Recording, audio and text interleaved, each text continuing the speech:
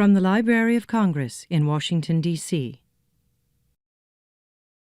So I'm really excited to actually talk about the topic of creative nonfiction with both Eula and Paisley, and let me introduce them before we just sort of jump in. Eula, if you're here, you know these guys. Eula is the author of 3 books, including Notes from No Man's Land, which was winner of the Grey Wolf Press Nonfiction Prize and the National Book Critics Circle Award. A book salon called the most accomplished book of essays anyone has written or published so far in the 21st century, which I agree with. And most recently, on immunity and inoculation, which is, can you hold it up? There you go. A thoughtful, personal, carefully researched book about our fears about vaccines. Wrote Book List in its starred review. Artfully mixing motherhood, myth, maladies, and metaphors into her presentation, this transcends medical science and trepidation. So Eula got her MFA degree in nonfiction from the University of Iowa and has received fellowships from the NEA. And did you work on, yes, okay, for that, from the on the NEA fellowship and from the Guggenheim Foundation, and you teach? Yes. Okay. I teach nonfiction writing at Northwestern. Okay.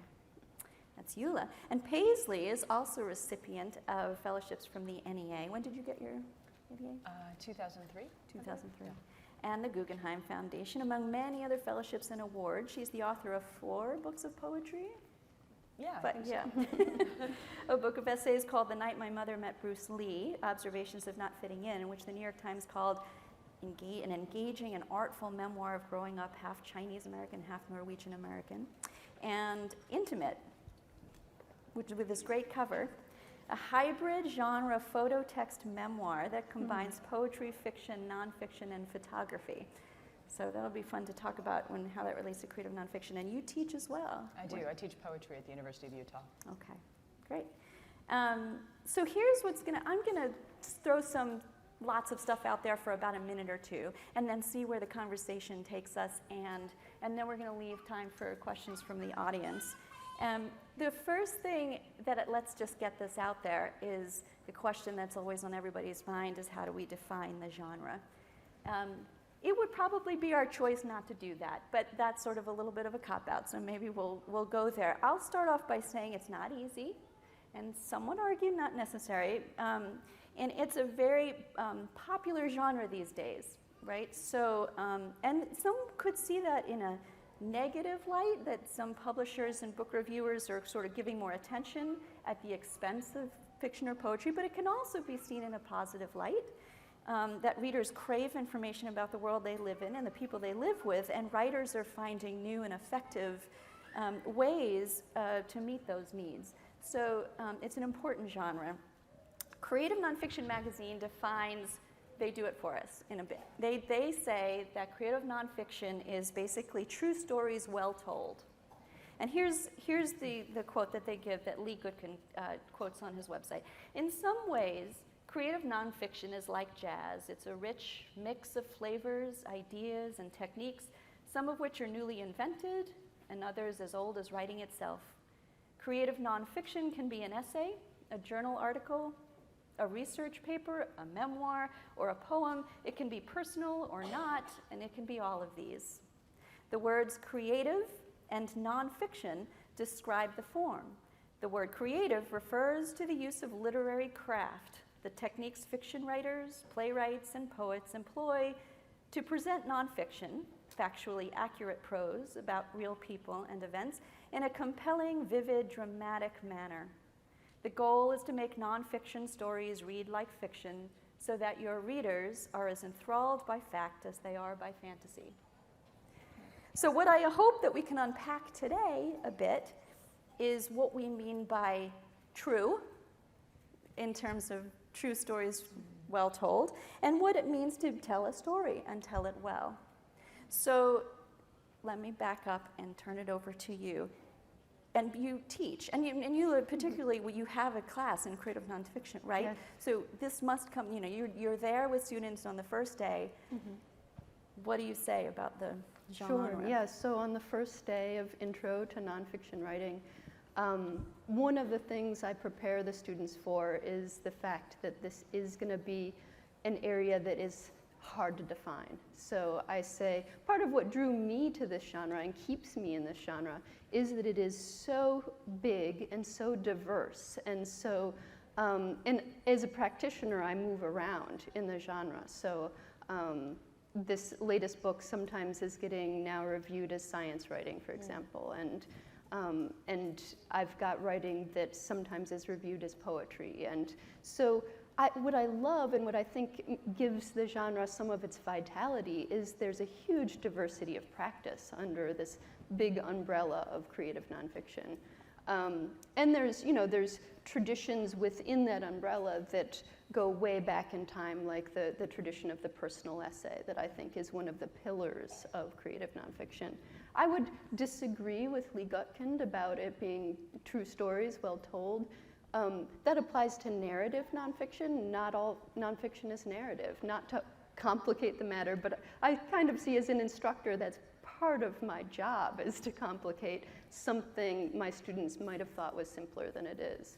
So yeah, I don't think all nonfiction is narrative, and I can think of a lot of examples of extraordinary non-narrative nonfiction. And then, you know, Could you there's... give us anything? Well, I can. The Yeah, Pillow great. book by Say Shonagon is Yeah, a perfect exactly. example, I think, and then a very early example of creative nonfiction, which is an unclassifiable work. I mean, it's a diary, it's a series of lists, it's a series of personal observations, poems, scraps of poems, things like that. So, I mean, that's one of the earliest examples. But you know, one could also say something like the book of Marjorie Kemp, which is not even written by her. I find an interesting piece of a creative nonfiction. It's a woman who is supposedly talking about her spiritual transformation, but it's written literally by two male confessors that she had to work with. And so you get almost a fight within the text about who is actually in control of that narrative. And that's something that formally intrigues me. But what else would you say?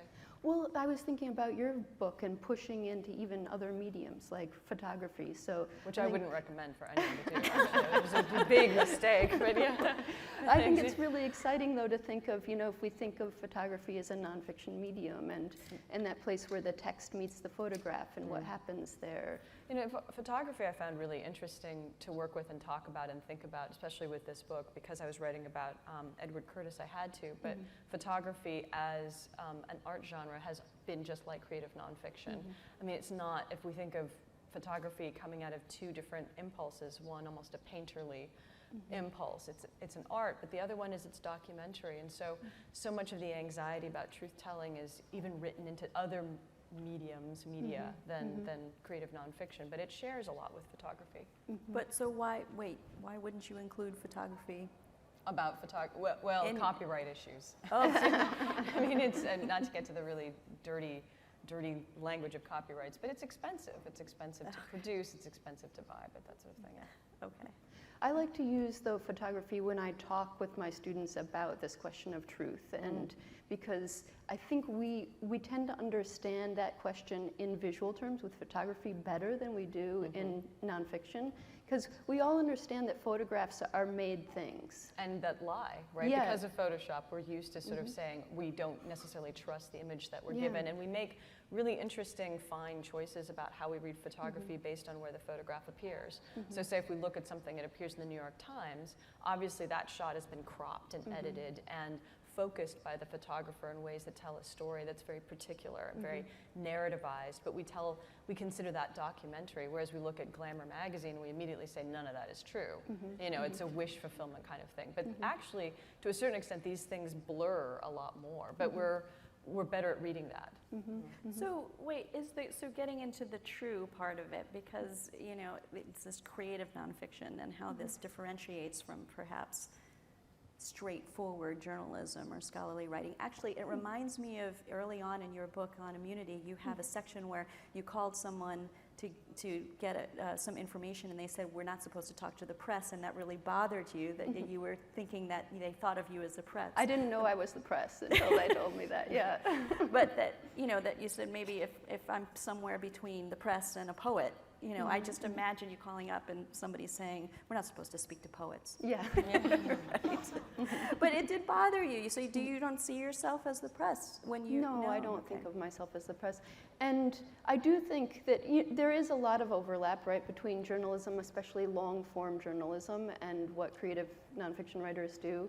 And I think there's a place where it's kind of futile to try to parse, where nonfiction ends and where journalism begins. But I do think that I enjoy some liberties that I don't think a lot of journalists do. Mainly, I think it doesn't have to do with truth-telling, it has to do with deadlines.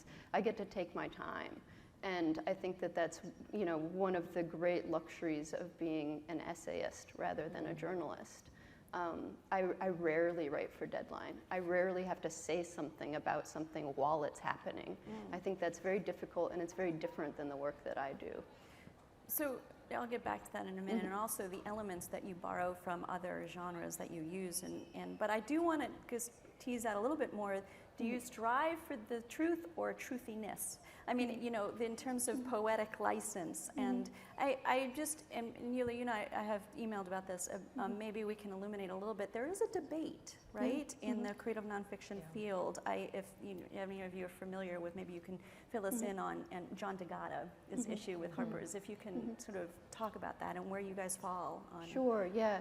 I'll give a tiny background on that, and then I'd love to hear what you have to say.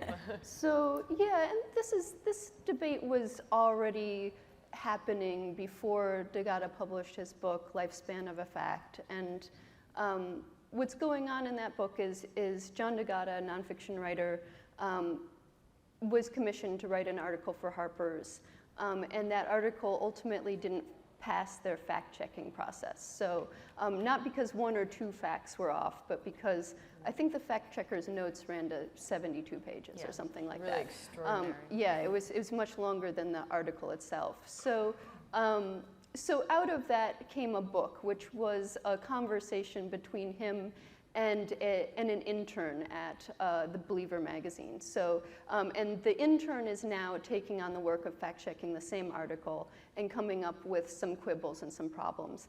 And there's a conversation back and forth between DeGatta and the intern about some of the factual inaccuracies, and there are real factual inaccuracies in the text.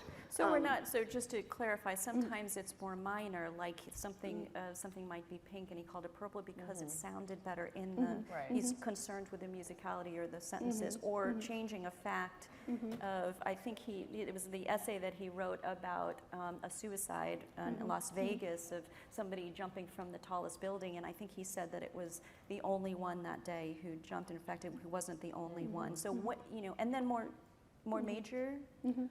Changes. So yeah, and what's major and minor really depends on who it matters to, right? So yeah, the boy fell for 8 seconds, I think, but DeGatta said it was 9. And I think there's someone who could say, that doesn't matter, what's 8 or 9? And then there's someone who might say, that matters a lot.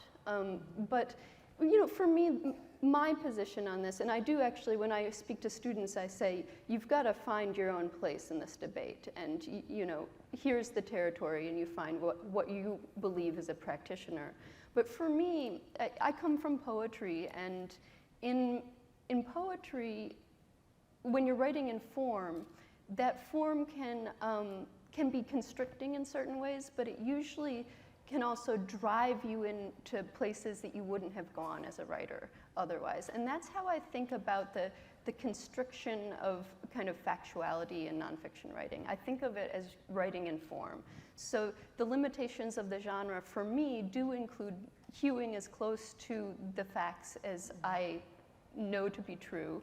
And that can be difficult, and it can create an unwieldy sentence sometimes, and it can create problems in the prose.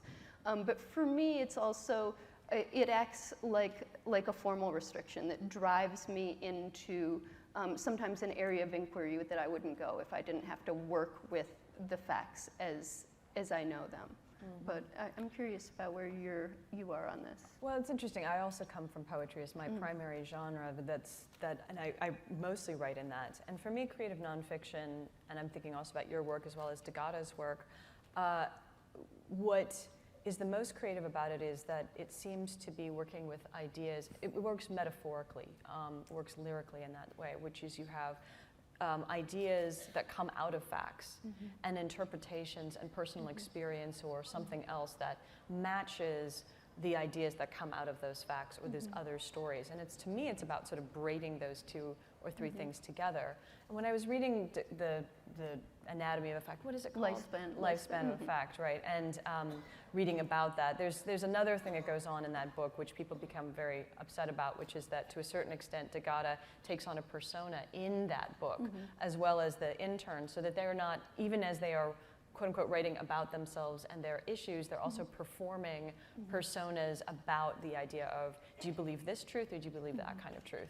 And that to me actually resonates a lot with this idea of metaphorically moving through a piece, that you're trying to figure out what is that story really about, and how is it that I can elevate that. And to a certain extent, some level of fact does get sacrificed a little bit, but not, I mean, for myself, writing about Edward Curtis and then Alexander Upshaw. And Alexander Upshaw was the Crow guide who worked with Edward Curtis to take these photographs of American Indians west of the Mississippi. And there's nothing really out there about Alexander Upshaw. And so I was really nervous about how much license I had to take, because I had to invent stuff based on the very few bits and facts and pieces I could find about him. And I feel very uncomfortable about that still, because that gets me into that kind of territory of like, this is just truthiness. But most of these sorts of pieces of nonfiction, because they're about ideas as much as about events, you have to start fleshing things out and moving things around time gets sacrificed. You know, musicality, has to be thought of different ways. And also thinking about people as characters, that people are showing up and trying to do right by them at the same time you know that you are manipulating them in order to bring something out more to the fore or less to the fore based on what you think the story really is. So do you guys think about audience, but also posterity? I mean, you record, because you talk about history and its authenticity. Here's what I'm getting at. There's a striving in this genre of creative nonfiction to get the facts right when you're reporting, but when you're reconstructing history and you don't have what's there, if it's a personal memoir and you're thinking about dialect, there is a striving for the truth, but truth depends on perception and. Right, I think that I would go with that. I actually, and maybe you'll disagree with me, I don't actually think that the fact is the primary definition of truth.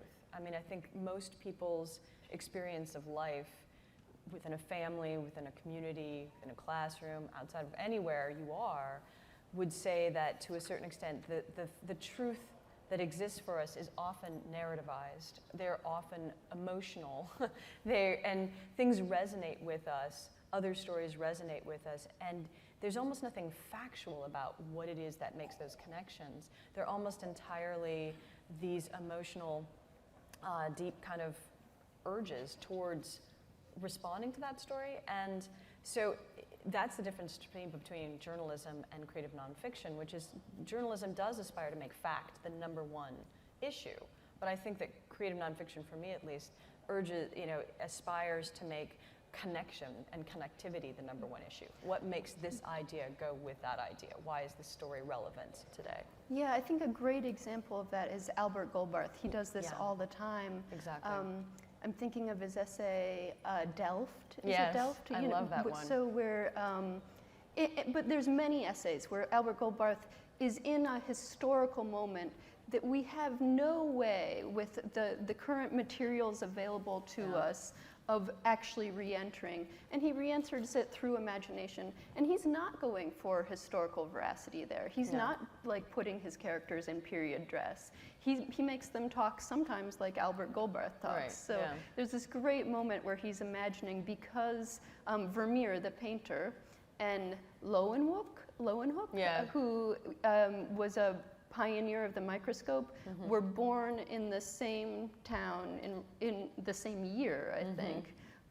He liked to imagine that they met each other. Nobody knows whether they met each other. Right. So it's kind of, this is where, nonfiction overlaps with lots of different genres, but this is where it maybe there's an overlap with philosophy where they use thought experiments, right? You use a thought experiment just to see where you'll go. Yeah, and speculative fiction in that sense. Yeah, and so here's a moment where he's imagining this meeting, and he's not pretending that it really happened. The reader knows it didn't happen. He's just saying, let's imagine for a moment that these guys met in a bar, and there they are in a bar, kind of talking a little bawdy and buying each other beers, and there's a funness to that, you know. And he's not out to deceive readers or pretend that something happened that didn't happen, but he is exploring an interesting possibility through that.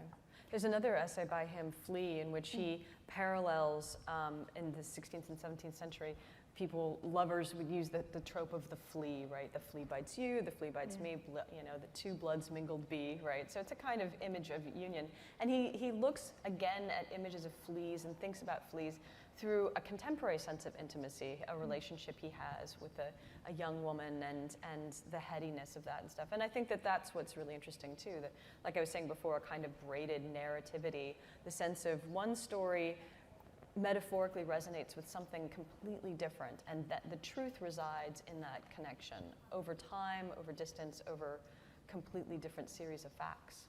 So, you know, I just, in the last few weeks, came across, my husband had the Best American Infographics from have you seen this book? In terms of creative nonfiction, it presents nonfiction information in beautiful graphs, creative graphs. So it's a presentation of a hybrid. And there is one about, it's called Can I Make Stuff Up? And it, so that it goes from yes to no. And, at the yes it goes, yes is from fantasy writer to science fiction writer, songwriter, stand-up comedian, humorist, historical novelist. Now, if you go on from the no side, at the very top is a journalist, memoirist, columnist, nonfiction novelist, humorist, journal. I mean, there's sort of this gray area in between. And it made me think about, and then they give all these examples, right? You have James Fry and all that, people who shouldn't be making up, David Sedaris, what do people expect? What do audiences expect? And it made me think about labels. If somebody calls you, here we are doing a creative nonfiction panel, and I'm calling you guys, you're poets, but you are creative nonfiction writers, and what do labels do, and in terms of what audiences expect? And does that affect how you think about how you approach this genre?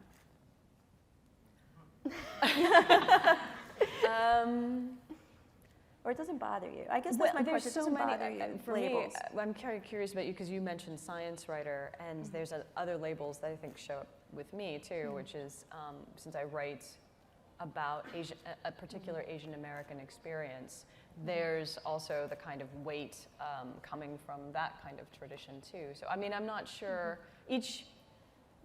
I guess from the very beginning of my writing career, such as it's been, I don't think about these kinds of labels because if I were, they would just shut me down automatically. There's just certain things that I would feel like I would have to write or not say, or and I've never felt, maybe this is me being biracial, I've never felt particularly comfortable in one place ever. So the label doesn't really bother me. I mean, I just ignore it. What about you? I think that's an interesting metaphor, like race and genre and gender, actually. Oh, yeah. Gender and genre, you can even hear it there, exactly, right? These are kind of loosely constructed categories that we have to accept are fluid, and that there aren't rigid boundaries, and people move between them. I think I went from the label of poet to the label of nonfiction writer. In part, I'm happy with that label because it is so broad, and I know that I can do a lot of different things within that label. It doesn't feel limiting to me.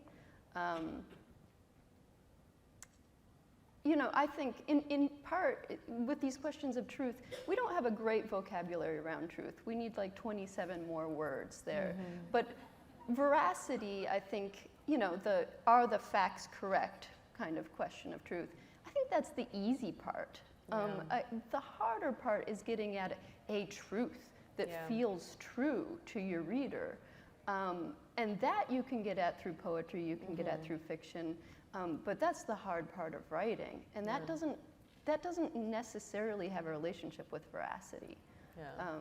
And that idea that there's a truth that resonates in a way with the reader Yeah. usually hangs around the question of why are you telling this story? Yeah. Like, why are you particularly interested in writing this as an essay? Why are you particularly, why is this why should I be in this series of pages at all? And so that kind of veracity on the author's part, the ability to identify what it is that is motivating her to write at that moment, I think is really important too. So that's an interesting question, because both of you do include personal, you put yourself into your writing, and what's the balance there between, so for example, Yulia, you're writing about a topic, but you bring us in, right? That's a lot of the creative nonfiction is you bring us in because to show us why you're interested in this topic. And as a mom, I'm interested, you draw me in because I say, yeah, I went through that too.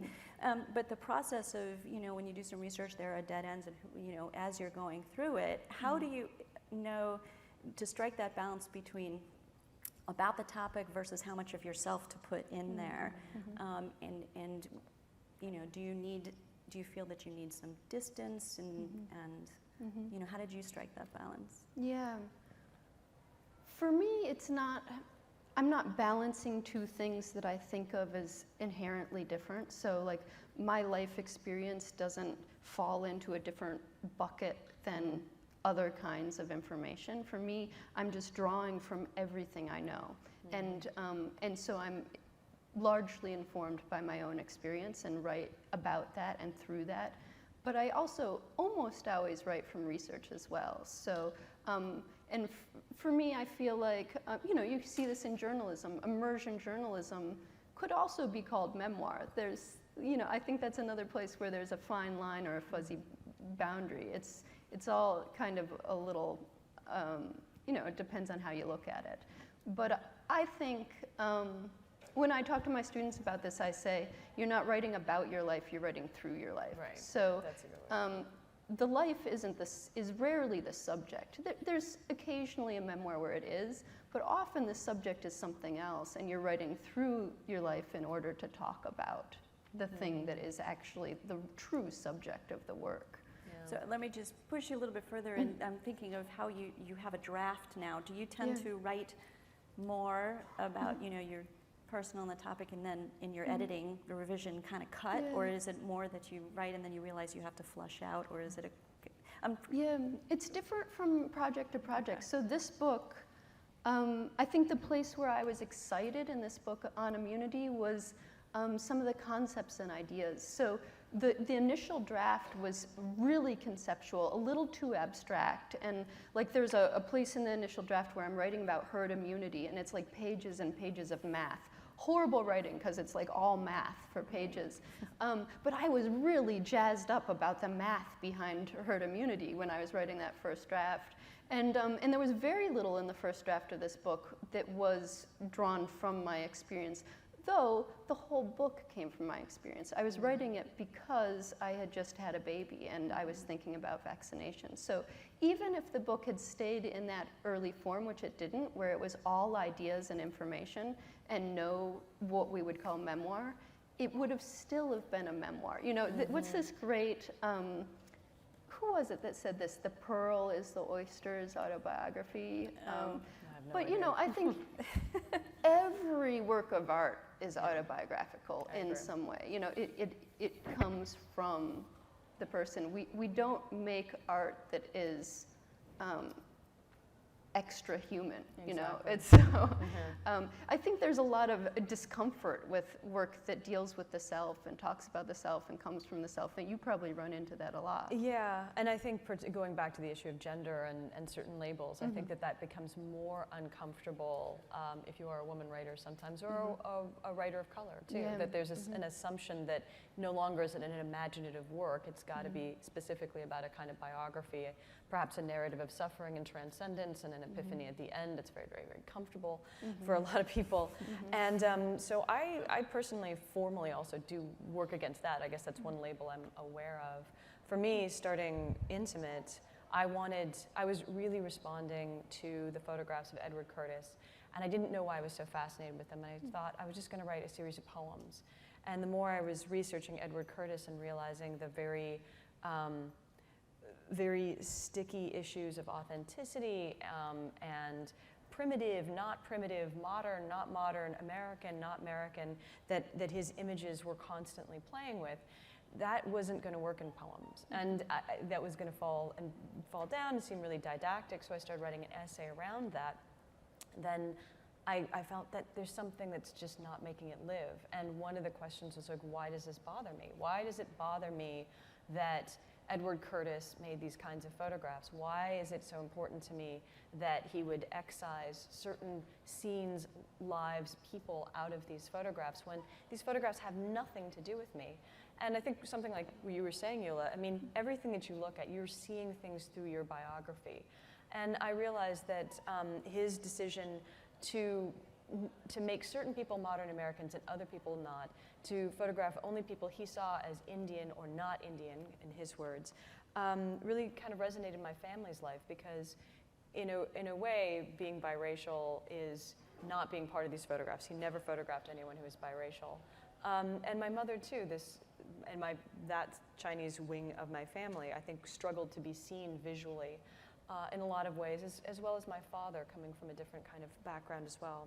And when I realized that, I realized there's a person behind the gaze, rather like a photograph again. There's always a person dictating how we see the scene. And it's disingenuous for us to pretend that gaze doesn't exist. And it's disingenuous, at least for me as a writer, to pretend that I'm not there.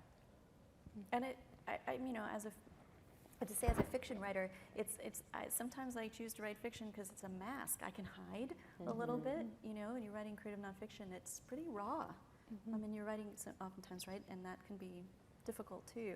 I want to open it up, because we have about 10 minutes, to questions from the audience. So as you do make your way to the microphones, and we'll take some questions. I just want to make sure that I get into, and by the way, their books are available for sale. Buy them for your friends. Can you tell us what you're working on now? I mean, what's coming up? I am in the middle of a dead project, unfortunately, because I'm doing the story of a young Vietnamese American man had a mental sort of breakdown and started stabbing some people at a grocery store near my house. And I'm trying to write about that. Unfortunately, I can't, because I'm press. I can't get certain interviews anymore, because that he hasn't gone to trial, and he may never go to trial because he won't be deemed competent to stand trial.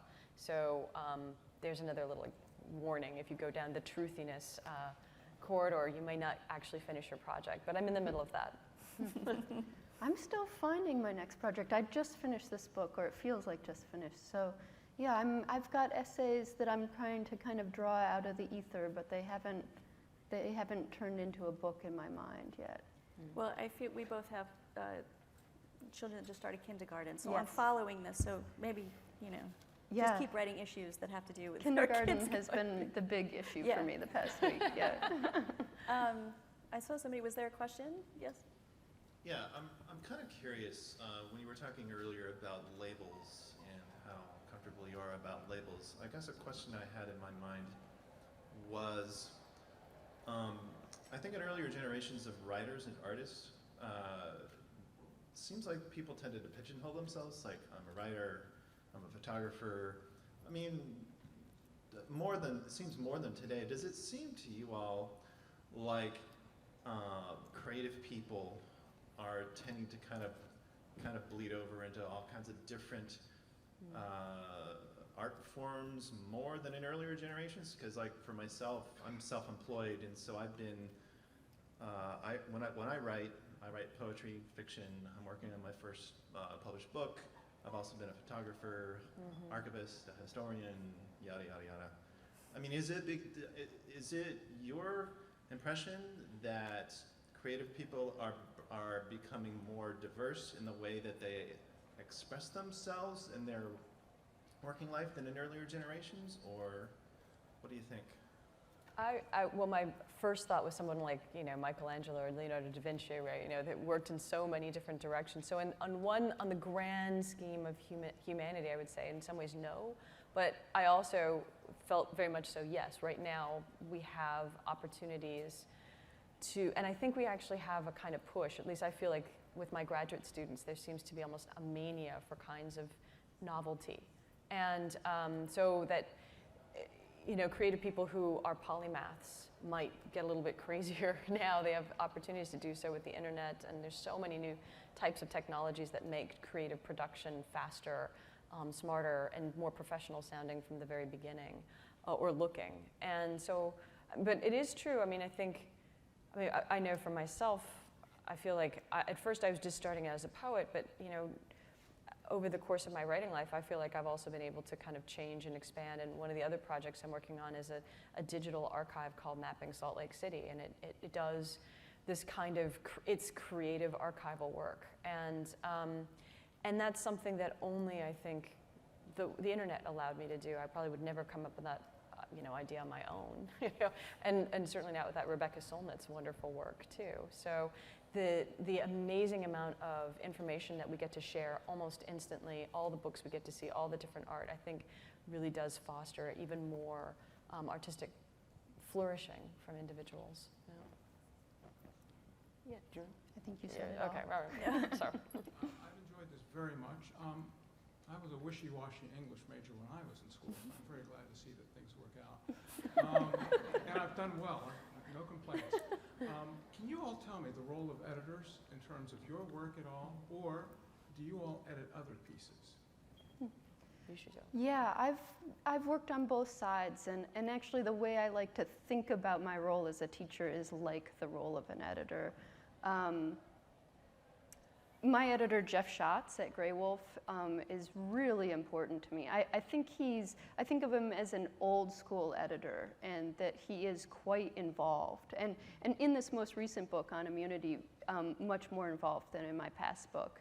And so that quite early in the process, I was talking with him, I was showing him drafts, he was making suggestions. There's a few places in this book where his suggestions very clearly made it better. And there's an entire chapter that wouldn't be here if it weren't for him pushing me. And actually, he read a draft and suggested this chapter, and I said, Jeff, I'm sorry, that's impossible. Can't be done. And I had like 7 reasons why it couldn't be done. I don't want to do it was probably the first one, and then there was like 6 others. And Jeff is very gentle in his editing. He said, that's fine, but think about it. And I did, and 6 days later, I had written the chapter that he told me to write, and could see that it was the book was much better, and the chapter was needed. And he's got a great eye. And it's obvious. The authors that Jeff works with are winning prizes, like, it seems like daily. He's really very good at what he does. And I do think editing is a distinct skill. Mm-hmm. And good writers aren't necessarily good editors, and vice versa.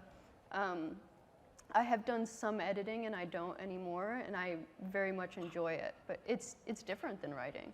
I will just quickly say I've known Jeff for many years, because Grey Wolf is her publisher is an independent nonprofit publisher, so we fund them through the NEA. And while some of the commercial presses or editors are losing their jobs, and relationships between authors and editors are being severed, with the independent presses, you find more that the editors are really taking time with the authors, and Jeff is an example of that. So. I had a wonderful editorial experience with Jim Schley, who worked at Tupelo. So And Tupelo gets funded by NEA too. It's a great it press. is. It is a great press, and they do really innovative work with poetry and now nonfiction that's very lyric. Jim was fabulous. There would be no Alexander Upshaw in this book were it not for, I think, Jim asking some very basic questions. And it was, he was a character that, not even a person character, became both in a way that I didn't want to write. But the more I thought about it, the more I was like, yeah, this is that crucial extra part that made the story. And to be honest, I think it's really his book. So. Was there another question I wanted to ask? Okay, go ahead. This is for Ms. Reckdahl, but first, thank you again for coming. We appreciate it. But we've talked about labels with literature and genre a lot, so I'm sorry, but I personally have seen literature across genres, both fiction and nonfiction, by people of color, unfortunately viewed and criticized as not criticized, but seen as anthropology or gospel of like their race, their family, and their traditions. And for you personally, if at all, have you found yourself receiving these types of expectations from critics? And if so, how do you find yourself distancing yourself from those perceptions within your work? That's I a great- love that you're reading off of a Yeah. I wrote it down before No, coming. it's so smart. That's the It is yeah. smart. ahead. I would have to say that's, first of all, it's a great question. I think there are many things that I like about being biracial, and one of them is actually being able to avoid being the spokesperson in one way, because when we think of biracial, that goes in so many different directions. And so the very category of biracial defies that category, even as we have a term for it. So yeah, I'm aware of what the traditional quote-unquote Asian American literary genre would do with the biracial or Hapa character. And they're usually like the tragic mulatto figure, which is that character can't survive, that person cannot survive, that person gets erased. That person either has to choose one or the other. And so I think maybe that's also influenced me formally to go into the very wide world of nonfiction, creative nonfiction, which allows you to do so many different formal explosions, to move in formally so many directions at one time, which also defies a kind of characterization too. I think what you said is very true there about writers of color, especially that can be easily definable as a particular type of color in the literary marketplace. They get that label. They have to live with it in ways that perhaps I don't have to. And it's frustrating for me to see that. And it's interesting. That's one of the reasons I love the writing of Teresa Ha-Kyung Cha. Some of you probably know her, some of you don't. She's wonderful, but one of the things that's great about her memoir, which is not a memoir, is that I think it consciously plays with this idea of the trope of the Asian woman coming to America and the sort of immigrant narrative that we all are quote unquote familiar with. And she explodes it formally on the sentence level, and she just resists it at every moment. And I think that resistance is so important to see, because we have this idea of what that story is supposed to be like, and it's not uniform, and it's not monolithic. So that's what I would say. I'm so sorry we're out of time. But thank you, Eula and Paisley. They're here. They'll be signing books. Thank you all for coming. This has been a presentation of the Library of Congress. Visit us at loc.gov.